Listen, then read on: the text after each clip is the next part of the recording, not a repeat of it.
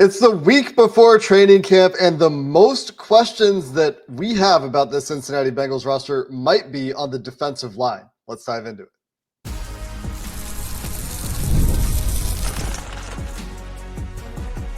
You are Locked On Bengals, your daily Cincinnati Bengals podcast.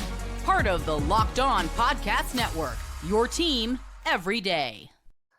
What up, Bengals fans, and welcome to another episode of the Locked On Bengals podcast, part of the Locked On Podcast Network, your team every day. I'm Jake Liscow, he's James Rapien, and we are your hosts of Locked On Bengals, covering your Cincinnati Bengals here on this podcast since 2016. We're on YouTube, we're everywhere you get your podcast, so if you're not already an everydayer, and shout out to you if you are, you can hit that subscribe button to make sure you don't miss an episode of the Locked On Bengals podcast. As training camp is gearing up, about a week away here, James, a week before training camp. And well, as I mentioned, we still don't know what's going on with contracts for Trey Hendrickson. Shemar Stewart still hasn't signed his deal.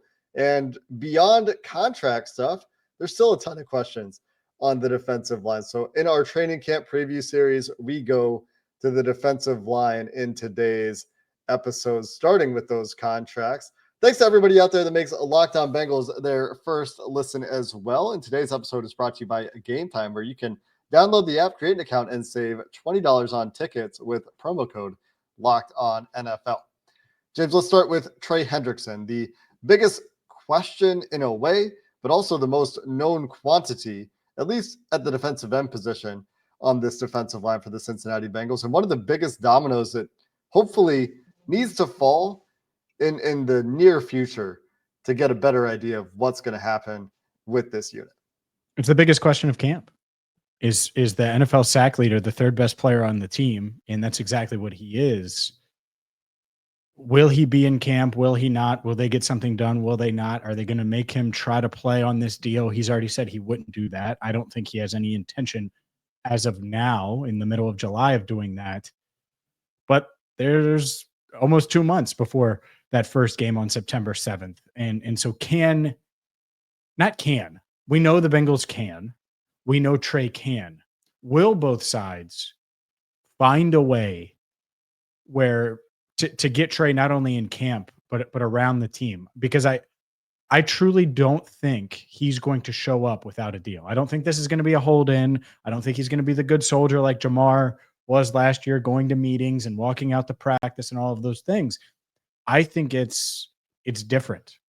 And part of why he showed up when he did in May during the offseason program to talk with us for 20 plus minutes, I think that was Trey making his thoughts known.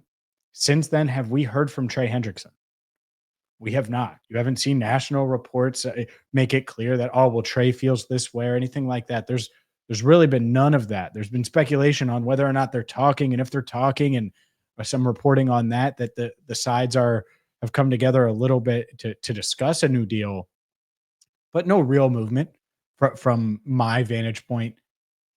With training camp next week, is that the deadline in the Bengals' minds or in Trey's mind, or is it farther along? Because whenever that deadline actually is, for example, Jemar last year, I think the deadline for the Bengals was week 1, and they were negotiating up until really that weekend before that first game. And then Jemar had a decision to make when things fell through and he didn't get extended. What will Trey do if it gets to that point? I hope it doesn't. I hope he's at camp next week. I hope we're not talking about number 91 not showing up for training camp, because it will be a big story. He's one of the best pass rushers in the league. And yet I do think it's the biggest question facing this team right now with training camp just over a week away. I think undoubtedly the biggest question, and that's why we start with this position group after quarterback. And Joe Burrow drives the team. That's why we started with Joe Burrow. The logical next step will be somewhere on the offense in other years, because the offense right now still is driving the team, whether that's questions on the offensive line, whether that's the abundance of skill players that they have and the continuity they have at the skill position. But because of what's happening with contracts for Trey Hendrickson and Shemar Stewart, but Trey Hendrickson certainly more notable of the two, because there's many more ways that could go. That's why we go there next. And when you Google, and I did this just out of curiosity, Trey Hendrickson contract update, there's nothing new, and certainly nothing tangible. There was some stuff like a week ago where there was some reports that happened that, there's not a whole lot happening on SportsCenter. It was discussed a week ago. I think that's why it came up. And then there's Albert Breer on Monday writing that it's unpredictable. There's a lot of ground to cover. Trey Hendrickson isn't going to give the Bengals any breaks here.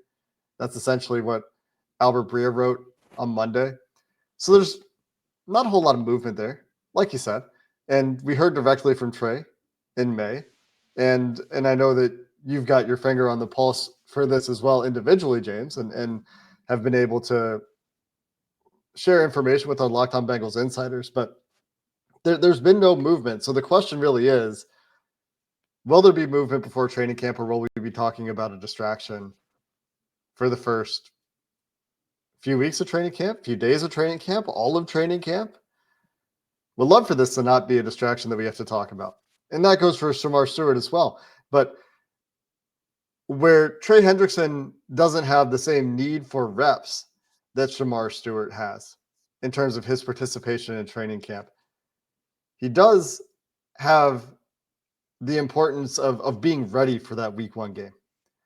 Sure. Much like Ja'Marr Chase last year. Nobody questions Ja'Marr Chase's ability to be ready in the long term last year, but by his own admission, and for anyone watching, he wasn't fully Ja'Marr Chase in week 1. He was still really good.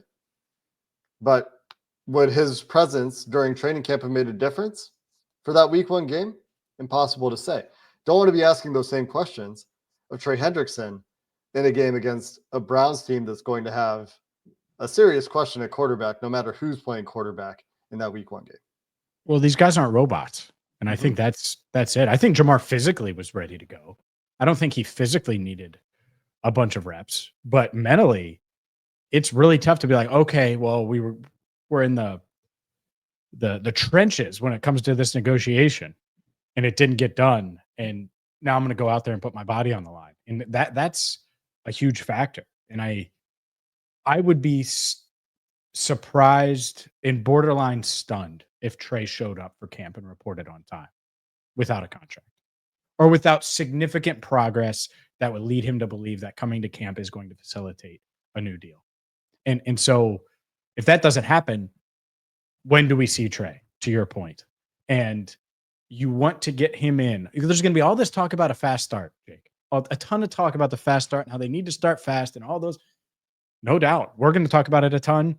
Everyone's going to say it. They should start 2-0 at Cleveland, then home for Jacksonville against a first-year head coach and a team in Jacksonville that has talent, but it should take a few weeks for them to get up and running and moving in the right direction.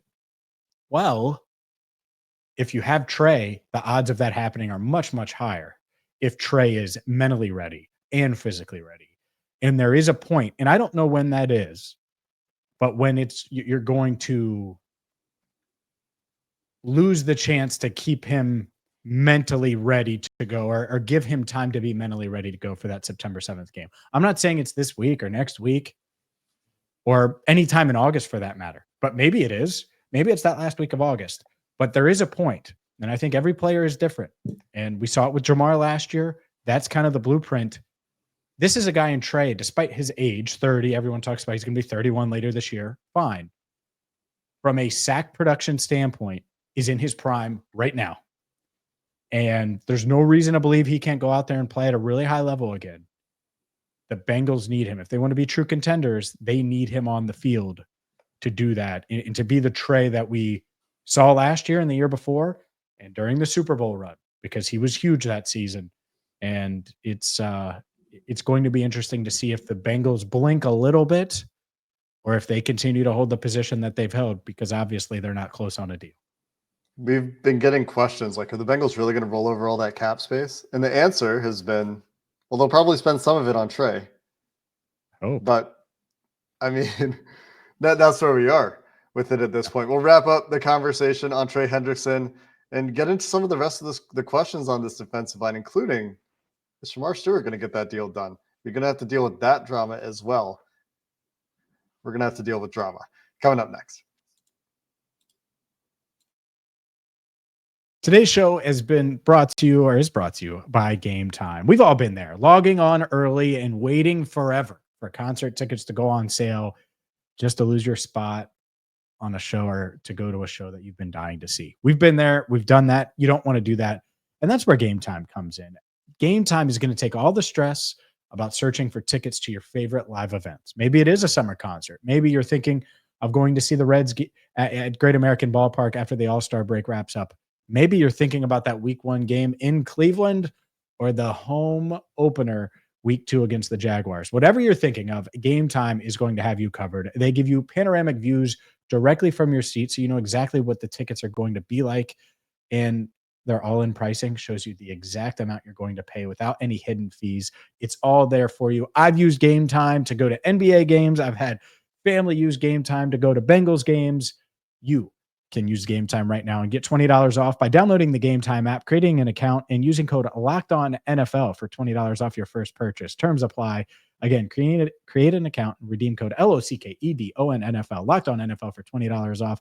Download the Gametime app today. Last minute tickets, lowest price, guaranteed.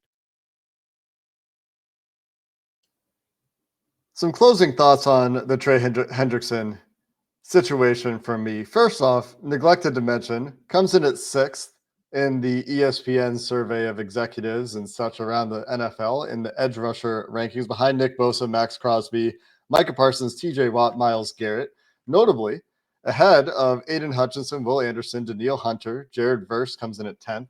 Danielle Hunter, the interesting one there, because he, of course, signed that 1-year fully guaranteed extension with the Texans this offseason. But in terms of contract comparables for Trey Hendrickson, at least as the NFL sees it there, Trey's 6th in these rankings. His highest ranking was 3rd among those surveyed, and his lowest ranking was unranked. So a lot of division among those surveyed here. But behind some of his competitors in the contract market, in the eyes of the folks surveyed by ESPN, and that includes executive coaches and scouts. So just an interesting data point to throw into the mix there as far as how the NFL sees Trey across the league. What's indisputable is the 17.5 sacks in 2 straight years, and that leading the NFL in that time.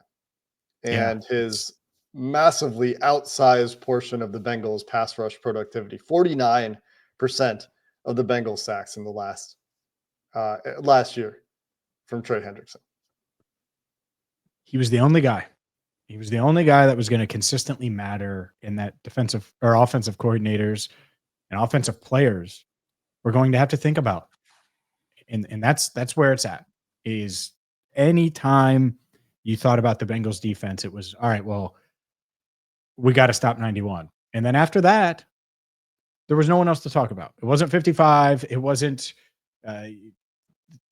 Sheldon Rankins, who it's laughable now, but was brought in to help that pass rush. And that's the scary part, is there are a lot of unknowns that we're about to get to, Shemar Stewart being one of them, that the Bengals need to hit on. Like, a lot of these guys need to take steps forward or start at a competent NFL level now when it comes to Shemar Stewart. And for Trey, if Trey isn't there, Trey isn't that awesome pass rusher because of whatever reason, and takes a step back or isn't on the team, which I think is unrealistic at this point, or isn't happy and is playing mentally impaired almost like Jamar did last year. Like, whatever it is, you need Trey to be locked in for this defense to be as good as it can be. And the way to do that, I think, is by locking him in to a contract. At the same time, I get why the Bengals haven't jumped that $35+ million per year. He is not a free agent. They do have his rights. He is under team control. And so this is a negotiation. And I just hope that they can find common ground with that negotiation, because I do think that there's this gray area that both sides can land on and maybe not be ecstatic about it, but Trey's happy enough about it and the Bengals are happy enough about it to where he can be ready to go week 1 and be a big part of a defense that really needs him. The last bit of this in terms of the mental preparedness or the mental state is, you listen to TJ Houshmandzadeh talk about his conclusion with the Cincinnati Bengals recently. And he voiced a concern that I think a lot of people have, and a lot of people have it. Confidence in the NFL, or confidence in the Bengals front office, seems to be at a 5-year nadir here. It's back to like Joe Burrow getting injured levels, pre-Super Bowl run levels in terms of confidence in the Bengals front office and the survey that Paul Daniel Jr. runs every year over at the Athletic. But the animosity and resentment that builds between the players in the front office, even if the deal gets done, it doesn't go away entirely. It's like, man, why did you have to pull my teeth for 4 months just to go back to pulling teeth, which we've talked about a ton this summer, this offseason? Why is it just got to be so difficult all the time? And I'm not saying that that's necessarily a differentiator, but this has been going on for generations of Bengals teams at this point. Mhm. And it's just really tiresome to see it continue.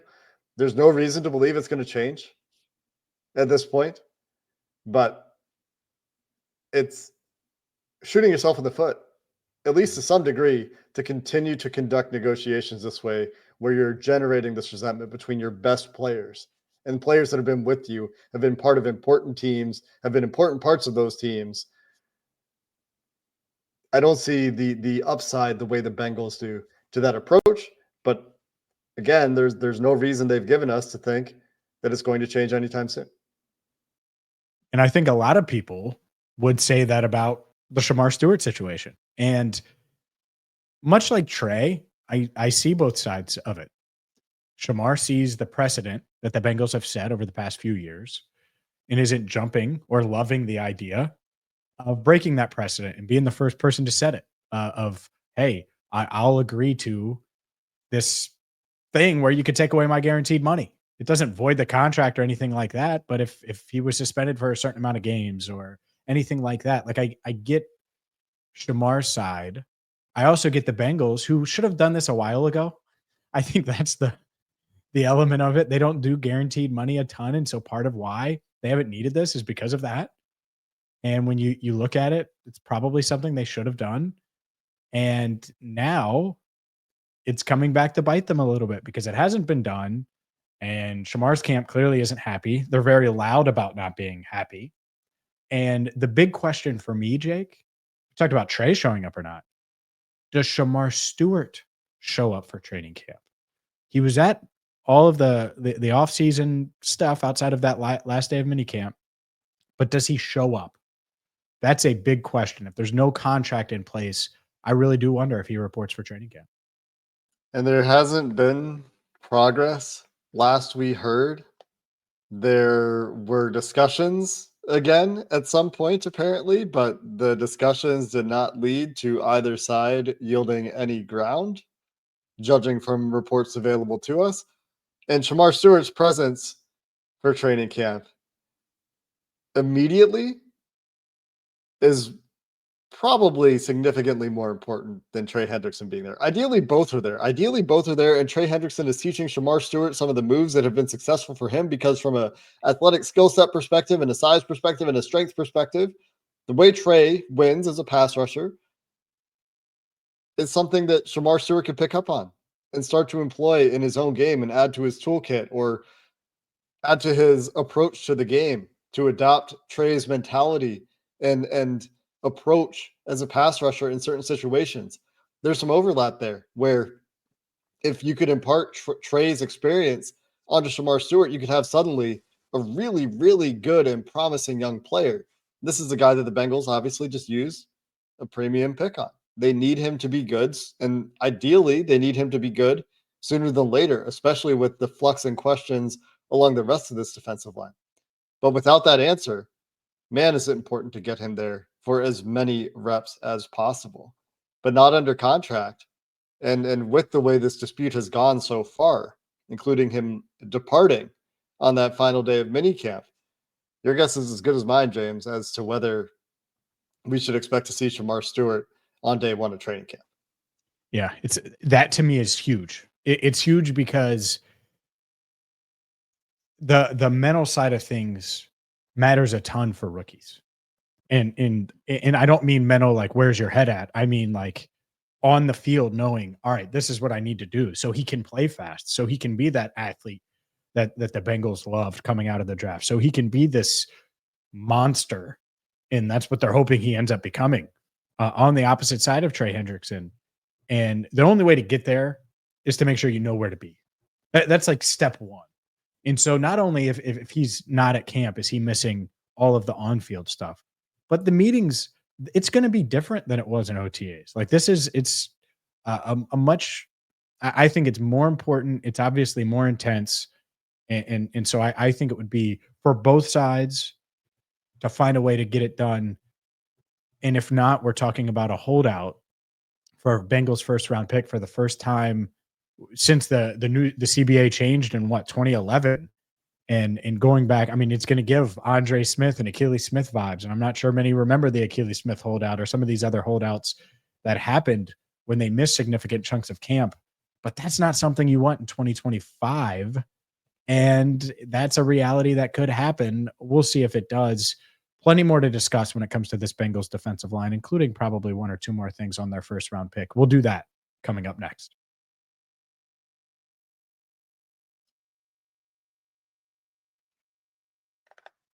I don't know that there's anything to say about Shemar Stewart that we haven't said at this point. Getting him to show up is critically important. He should be incentivized to show up. The Bengals should be incentivized to get him to show up. But instead, the way that negotiation is played out, the football seems entirely secondary, which I understand. That's like the business versus football dichotomy of the NFL. But at some point, from a football perspective, it just becomes wildly frustrating. Whether it's the front office, which it seems like more fans are inclined to put more blame on the front office than Shemar Stewart, or whether you think Shemar Stewart's being totally unreasonable here, no matter whose fault you think it is, and I'm not here to tell you whose fault it is, because I think there's amply shared blame here for both sides. From a football perspective, simply getting Shemar Stewart as many reps as possible is undisputably something that should be the Bengals' top priority here when it comes to their first round pick. I think when it comes to their second round pick, that's an entirely separate conversation that we'll get into when we talk about the rest of the defense later this week. But beyond Shemar Stewart and Trey Hendrickson, perhaps the next biggest question is, how good is that interior defensive line going to be? How much of a difference is TJ Slayton going to make? And you bring back BJ Hill, who, when he's healthy, is as steady as any defensive tackle in the NFL. He's a solid player. You know what you're getting there. But what kind of steps will we see from McKinnley, Jackson, and Kris Jenkins Jr.? Will there be one of these undrafted free agents, Eric Gregory or Howard Cross, challenging for a roster spot in training camp, forcing their way into the conversation? That doesn't even get to the topic of defensive end depth and Joseph Ossai and Myles Murphy and Cam Sample and Cedric Johnson. But to me, it's the next question outside of who's rushing the passer on the end is probably how much of a difference does TJ Slayton make for you in the presence of a real nose tackle? Can he be a good nose tackle outside of just being a guy at nose tackle? Can he be that run stopper that they're paying him to be, that they expect him to be, and make a big difference to their run defense? That's a big question for the only unrestricted free agent they signed that I think you can expect to play significant snaps on defense this year. Yeah, they need him to be that run stopper and to unlock all of these guys. And BJ Hill, does he start camp healthy? He was dealing with that foot, ankle, Achilles, like whatever it was, that lower body injury. I don't know the exact issue, but missed a lot of the offseason program. It felt like it was something that was going to take a while. Hopefully he's ready to go. But the key to unlocking the interior, it has to be TJ Slayton. And basically what you're banking on is Jerry Montgomery and the Bengals front office being right that Slayton is going to help get more out of Kris Jenkins and McKinnley Jackson, putting those guys into the role that they need to be, putting BJ Hill in the role that he's been in for most of his time with the Bengals. You hope, but it feels so thin because you're talking about two guys that I think are question marks, even if you're optimistic about them, and Kris Jenkins and McKinnley Jackson. It's hinging on BJ Hill being at least as good as he's been over the past few years, and TJ Slayton being the magic piece that allows it to come together. And it's not like there's a first rounder, second rounder, third rounder in this year's class that you can bank on. At end, you have the mix. You have the former 3rd round pick in Ossai. You have the former 1st rounder in Myles Murphy. You have a current 1st rounder in Shemar Stewart. On the interior, it is banking on those 4. And you mentioned the undrafted guys, and that's great. And I get it. Experience without Golden and all those things. It's really tough for me to say, all right, well, one of these undrafted guys is not only going to make the team, which would be great if one does and pushes for a roster spot, but is going to make an impact. That's a tough road. Not impossible, but it's tough to bank on in July. You can't bank on it. It's impossible to bank on. You're never banking on an undrafted. Who's the last undrafted free That's agent? what they're doing. Undrafted free agents T5. They're just not going to keep. I mean, they're banking on having 4 defensive tackles right now. Oh. That's what they can put in the bank. That's risky too. Who's the last undrafted free agent that there was really significant confidence in? Make it like, is there anybody since Vontaze Burfict who, at this point in the year, this training camp starting, you're like, oh yeah, that undrafted free agent, man, he's way better. There's no. I don't even think you said that about Vontaze at this stage. When he got into games and preseason games and started to make plays, you're like, oh. Was it? I don't remember the timing. I just know there's a lot of hype around Vontaze in the preseason. Well, he was a big name. He should have been drafted, but he had all the stuff. Yeah. So it was different in that because people knew he had talent, but then he got on the field and it was like all those combine numbers. It didn't matter. Yeah. And so, that is the last one. So go back to when Joe Burrow was a sophomore in high school. And that's the last time that was the case, basically. So it's been a while. So big questions about the development of last year's 2nd and 3rd round pick. You mentioned there's not a guy from this year's draft, but there's 2nd year steps expected from McKinnley Jackson and Kris Jenkins Jr. And those are wild cards that, based on last season, you're not expecting either guy to be game-changing kind of players, but you do get significant jumps from year 1 to year 2 at defensive tackle. And are those guys that can take that step? McKinnley Jackson certainly showed the signs as the season went on of the lights coming on. And Kris Jenkins Jr. was drafted in the 2nd round. Rightfully so. I think like around where his consensus rank was, because he did have a skill set worthy of being drafted early last year. So what can they get out of those guys? Big question. But man, like BJ Hill in a boot during the offseason program, whether he's good to go or not with the depth that we're highlighting here, is a scary prospect to think about. And how much of a difference can TJ Slayton make? This is not like the BJ Hill or the DJ Reader signing several years ago, where DJ Reader was coming in as a bona fide stud at nose tackle. I'm not saying TJ Slayton is a bad player by any means, but they're different kinds of players. This is a different kind of signing. There's a reason that DJ got the money he got and TJ Slayton got the money he got, but they need TJ Slayton to make a DJ Reader kind of impact in the run game.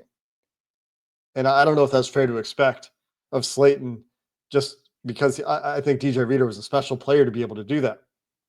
And then getting beyond all of those questions, the contract questions for the ends, the who's going to play and who's going to play well on the interior, if anyone, for this Cincinnati Bengals defensive line. It's, well, what about the rest of the ends? What about Joseph Ossai? What about Myles Murphy needing so badly to take a step and to be a productive player on a down-to-down basis and not just flash? Because we saw those flashes. He didn't have the production in the stat sheet, but the flashes are still there. The tools are still there. Putting that together, how much of an impact are Cam Sample and Cedric Johnson making for this team? Out of that mix, they need more than they've gotten in recent years outside of Trey Hendrickson from the defensive line. No doubt. And that's, at least at end, you can say there's a chance. It's just everything really hinges on Slayton taking, it's much tougher for me to see the path. And, if they, for example, I'd feel the same way. It'd be similar if it was the other way. Let's say the Bengals picked Walter Nolan at 17 and he had fell there. Well, then it's like, oh, wait, well, you have Walter Nolan. We'll see how he develops. But at end, you're banking on Murphy and Ossai. And those are question marks, even if they were taking it with 1st and 3rd round picks. And obviously we talked plenty on Trey. And so obviously Walter Nolan wasn't available. They didn't add a defensive tackle. And so now I think part of it's going to be Cam Sample and what his role is. How much does he kick inside some? Does he help in that department enough? And I do wonder, there's a couple people in the building that really believe in Cedric Johnson. And yet at the same time, even if you believe in him, you don't want him pushing for snaps because you want these guys, whether it's Myles Murphy, Ossai, obviously, or Shemar Stewart, to really be pushing and battling for that starting job. I think Ossai is probably the favorite as of now. Doesn't mean it's going to happen. I think in an ideal world, one of those other guys would push and win that job because they're under contract beyond the season. Regardless, though, they need way more production from their defensive line. They need multiple young guys to step up. And 6 months from now, we can't say it put it this way. 6 months from now, if we're saying, man, they just really haven't hit in the trenches, specifically in the defensive line room, then that's a huge issue because they have so many draft picks that they've invested there and that they're banking on taking a step forward this season.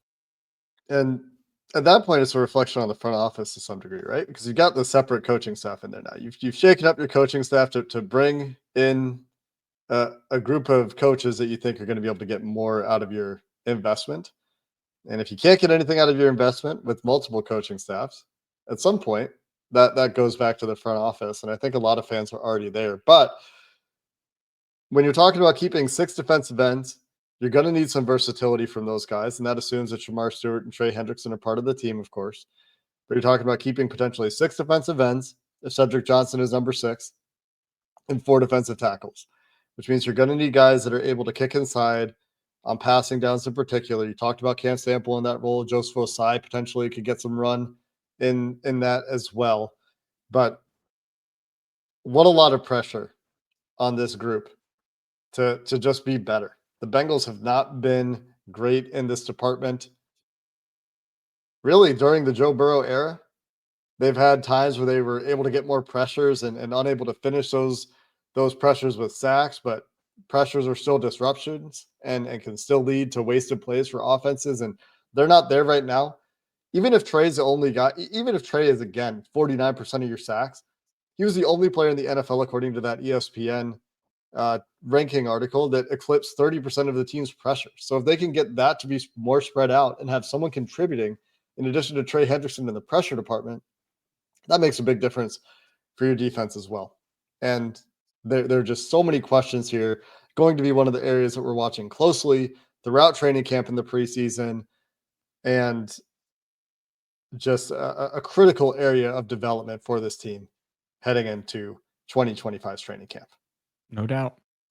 They need multiple guys to have career years. And part of that may be because their career year or their career has been short. Doesn't matter. They need multiple guys where we're talking about them a few months from now being building blocks and pieces of the present and future. We'll see if they get there. At least half. Like let's get a 50% hit rate here. Yeah. Like one Jenkins or McKinnley Jackson, one of Myles Murphy or Shemar Stewart right away. Osai's on a 1-year deal. I think we kind of know what he is. Maybe he takes a step forward. Certainly possible. But I'm not expecting him to be a Pro Bowler this year either. Yeah, I think that would be a lofty expectation. Yeah. It'd be great to have that champagne problem where all these guys just suddenly it clicks and now you have to figure out how to split up, snaps because you got to go with the hot hand, whoever, we're talking about a fantasy world at that point. That's right. We'll continue the training camp preview series throughout this week. We've got many more questions for this team to answer, whether it's trenches, whether it's skill players, whether it's the secondary and the rest of the defense. We'll continue to hit those topics as we work our way through all of the questions we have for the Cincinnati Bengals in training camp in 2025 this week. Until then, thanks for listening to this episode of the Locked On Bengals podcast. Hoo day, and have a good one.